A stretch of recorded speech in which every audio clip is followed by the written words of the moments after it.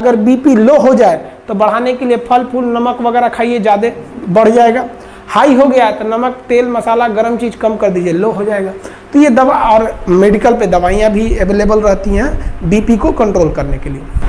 हाँ, बीपी को कंट्रोल करने का घरेलू उपाय भी क्या है, घरेलू उपाय समझिए। मान लीजिए कि अगर आपका बीपी बहुत बढ़ गया है और आप चाहते हैं बीपी को घटाएं, तो आप अपनी साली से बात कीजिए।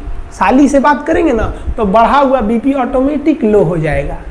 और अगर आपका बीपी बहुत लो हो गया है और आप चाहते हैं इस बीपी को बढ़ाएं, तब आप अपनी घर वाली से बात कीजिए। 10 मिनट बात करेंगे ना, आपका लो बीपी को हाई कर देंगे। समझ में गया? तो ये घरेलू उपाय भी है, आप इसको भी आजमा सकते हैं। घुटना को शुद्ध भाषा में क्या कहा जाता है? ठेवना बोला जाता है। तो ठेवना भी देखिएगा, पीछे आएगा, आगे थोड़े आएगा। ठीक हुआ आगे नहीं आता, वरना चलते वक्त आगे आ जाता, आदमी उलट जाता, ऐसे ही करके। इसमें आप देखेंगे तो केवनी वगैरह में हो गया। यहाँ पे तू सब लड़कियां को देख रहा है, सब दूसरा फोटो लगाते हैं। यहाँ देखिए, ध्यान भटका देता है, लड़का से बहुत बदमाश होता है। इसको पोलियो एक तरह का इनएक्टिव वैक्सीन होता है। आप कुछ लोग पोलियो भी नहीं पिलाते हैं, कहते हैं कि 2 बूंद पीने से 2 को बच्चा होगा। अजब हाल है भाई। ऐसे लोग जरा सोचिए कि जो इतना छोटा बच्चा है, आप ये नहीं सोच रहे हैं कि ये बड़ा होकर कितना पढ़ेगा, क्या बनेगा, बल्कि आप ये सोच रहे हैं कि ये बड़ा होकर कितना बच्चा पैदा करेगा। कितनी गजब की सोच है। और गवर्नमेंट भी इसको कहते हैं कि भाई कम दिमाग वाले के लिए आप अच्छा दिमाग लगाएंगे तो उसको अच्छा नहीं सूट ही नहीं करेगा, क्योंकि ट्रक का माल टेम्पू में लोड नहीं होता है। तो बकलोलवा अगर ये सोच रहा है कि 2 गुण से 2 लड़का होगा, तो उससे पूछिए कि तोरा कै गो लड़का चाहिए। इससे 53, 54, 55 जितना लड़का बोले 1 कटोरा पिया दो। रीजन इसलिए नहीं कि इसको पोलियो हो जाएगा, अगर इसको हुआ तो हमारे देश में भी पोलियो वायरस जिंदा बचेगा। तो अच्छे से पढ़ाई उड़ाई करके नौकरी उकरी लीजिए लोग। और नहीं नौकरी वगैरह नहीं हुआ ना, तो घर वाला क्या करेगा, सब कैसे ही बूढ़ सूढ़ को थमा के भेज देगा, ले जाओ।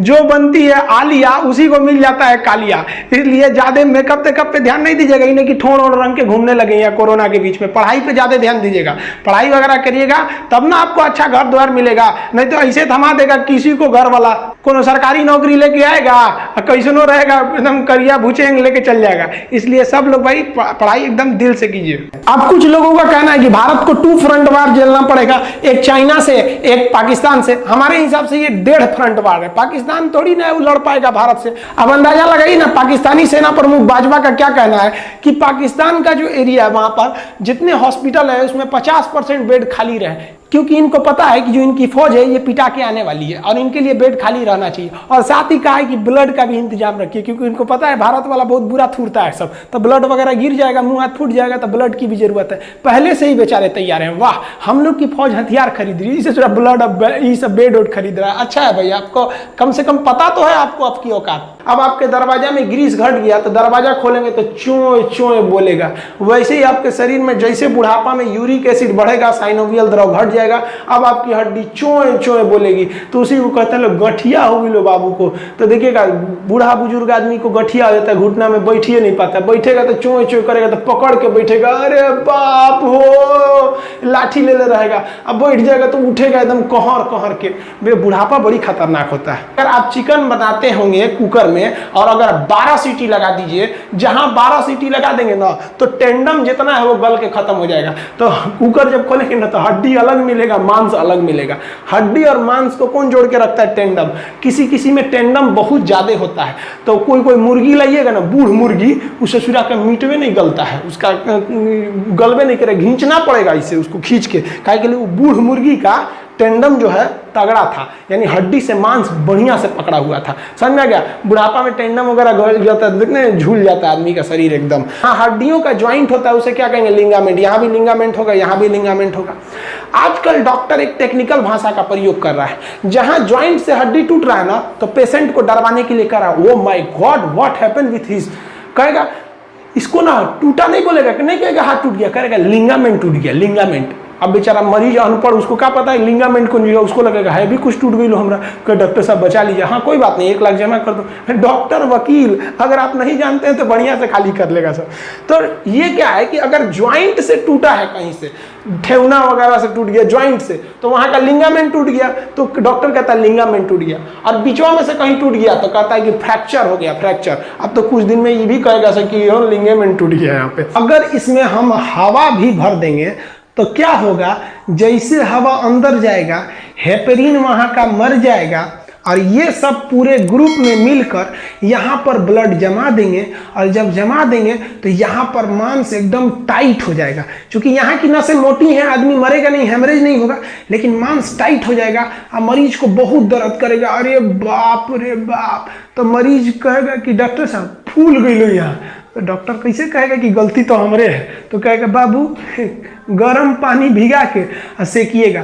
तो मरीज गर्म पानी भिगा के सेकेगा। अरे बाप, अरे बकलोलवा मरीज जब इंजेक्शन लगता है तो खुद देख लिया कर। क्या है, बिना पैसे वो सेवा करते हैं। तो देखिए गवर्नमेंट उनको पैसे देती है और आपको कौन कह दिया थाना में पैसे नहीं लगते हैं? देखिए आप कभी कोई क्राइम कीजिएगा ना तो पुलिस कहेगी हाँ हाँ यही किया था, यही किया था।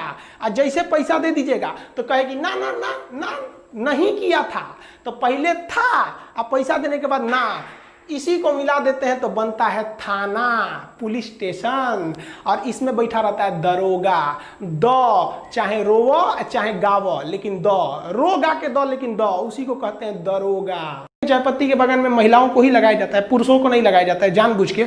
महिलाएं आराम आराम से नोचते रहती हैं, सब पत्तियां उसकी रखते रहती हैं सब इस तरह। पुरुष को लगा देंगे सजरा, दिन भर कहीं ना कहीं झगड़े कैले रहता है और नोचते में उसको अगर याद आ गया झगड़ा के बाद गुस्सा में तो कहेगा ना गला दबा देंगे वहां पे, गुस्सा में नोच देगा, पूरा खेत तो उखड़ जाएगा। इसलिए पुरुष को चाय पत्ती में नहीं लगाते हैं लोग। स्कूल में पढ़ने के बाद आपको लगेगा जॉब, अब चाहे प्राइवेट जॉब लगे चाहे सरकारी जॉब लगे, आप कहीं भी जाइएगा आप जॉब कीजिएगा। जॉब करेंगे तो वो चला जाएगा तृतीयक सेक्टर में। ये लोग जॉब कर रहे हैं तृतीयक सेक्टर में, इन सब का हम थोबड़ा ढक दिए हैं। इसे जरा इसको देख रहा था सब, देखिए ना यहाँ पर इसको देख रहा था सब, देख रहे हैं कौन सी जॉब करेगा सब? अयो बकलोलिया देख रही है उसी को यहाँ पर।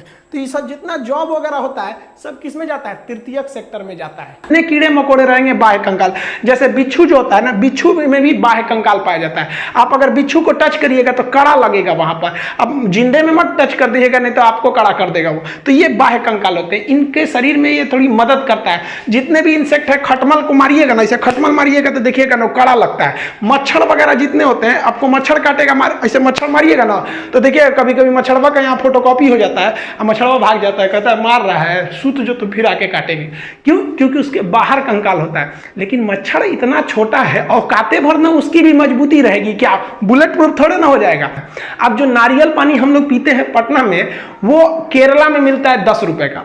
केरला से एक ट्रक अगर पटना आता है तो 1 लाख रुपया वो किराया लेता है। अब आप बताइए कोई व्यापारी है जो नारियल पानी मंगा रहा है, वो तो केरला में खरीदा है 10 रुपये के हिसाब से।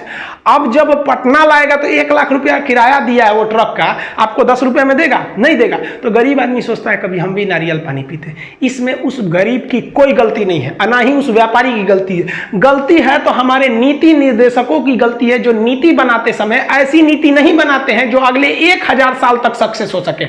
हमें अपने नदियों पर यह नीति बनानी पड़ेगी कि अगले 1000 साल तक बाढ़ नहीं आना चाहिए। तो हम लोग क्या नीति बनाते हैं, इस बार बाढ़ में कैसे बचाएंगे? रे चोट्टा कहीं के तो बाढ़ में बचाएगा, यहाँ 1000 साल तक का नीति बना के चलो। अपनी पत्नी का दिमाग और जीएसटी आज तक समझे में नहीं आया। खैर इसको हम आपको समझा देंगे। जीएसटी पत्नी का दिमाग हमको भी अभी एक्सपीरियंस नहीं है, कुछ दिन में हो जाएगा, हमको भी शादी होने वाली है तो हम वो भी समझा देंगे आपको। आप देखिए मुर्गी पालन, ये पूरी तरह से प्रकृति पर है। आपने कभी सुना है क्या एयरटेल की मुर्गी, रिलायंस की भैंस? कभी नहीं होती है, ये नेचर की होती है। तो जो चीज नेचुरल होती है उन्हें हम प्राथमिक कहते हैं। अब मुर्गी पालन में हम कभी पढ़ाएंगे कि 3 तरह से मुर्गी पालन होता है, जो केवल मीट के पर्पज से आती है। ये सफेद वाली सीबीएसई बोर्ड वाली मुर्गी, इसको हम लोग क्या कहते हैं? ब्रॉयलर कहते हैं। जो अंडा देती है सब उसे लेयर फार्मिंग कहते हैं। और जो ये हिंदी मीडियम वाली मुर्गी पाली जाती है ना घर के पीछे, तो उसे बैकवर्ड फार्मिंग कहते हैं। तो ये क्या है? प्रकृति पर निर्भर है। तो ये सब प्राथमिक क्षेत्र में आएंगे। तो ये सऊदी अरब के राजकुमार जो राजा थे उस समय फहाद, उन्होंने फोन किया इसको कि रे चोट्टा कहीं का तू शांति से रह जाओ मैटर पे, ना तो तोरा हम व्यवस्था कर देंगे। ये खुद अपनी आत्मकथा में लिखा है कि हम तो नवाज शरीफ को टपका दिए रहते अगर ये बीच में नहीं आए रहते। तो सोचिए ये अपने प्रधानमंत्री को टपका रहा था। रे चोट्टा, हम तो कहते हैं कि पाकिस्तानी की आर्मी जिम्मेदार है, लेकिन हमारे देश के इंटेलिजेंस भी जिम्मेदार है। तुम जासूस किस काम का रहे कि तुमको ये पता नहीं चल रहा है कि पाकिस्तान की हजारों फौज घुस गई, वो आर्टिलरी लेके चले आए, एमुनेशन लेके चले गए, मिसाइल लेके घुस गए, हमारी फौज चुपचाप मुंह देख रही है। हमारी फौज तो बहादुरी से लड़ी, जो जासूस थे सब, इंटेलिजेंस, वो चोट्टे कहां मर गए थे सब। और ये हमेशा से यही होता है। 1962 की लड़ाई हम लोग को मुंह की खानी पड़ी यही जासूसों की वजह से। 1984 में ये ससुरे सियाचिन में घुस गए थे, फिर भी कुछ नहीं हुआ। अरे सब छोड़िए, 2008 में देखिए ना, मुंबई में जब हमला हुआ तो हमारे जासूसों को पता ही नहीं था कि अजमल के साथ घुस गया, हमला कर दिया, चोट्टा सरकारी नौकरी लेना है, कोनो काम का नहीं है सब अधिकारी। इनको ले आके हम तो रहते ना वहां पे, हमारे पास पावर रहता ना, हम तो जितने अधिकारी हैं ना ससुरन को जिस तरह से पाकिस्तानियों को भूने थे ना उस तरह भून देते ससुरा। तुम क्या कर रहा है? क्योंकि हम युद्ध जीत सकते हैं। हमारे इतिहास में एक और शौर्य गाथा लिखी जा सकती है, लेकिन उन माओ की गोद जो सुनी हो गई करगिल की लड़ाई में, उन्हें हम कभी नहीं लौटा सकते उन चोट्टे जासूस इंटेलिजेंस वालों की वजह से। बस नौकरी हो गया ना, सरकारी नौकरी, अब कौन जरूरत है जासूसी करने का? मेहरारू संगे घूमो हम लोग, हाँ कैसी हो देश भाड़ में जाए।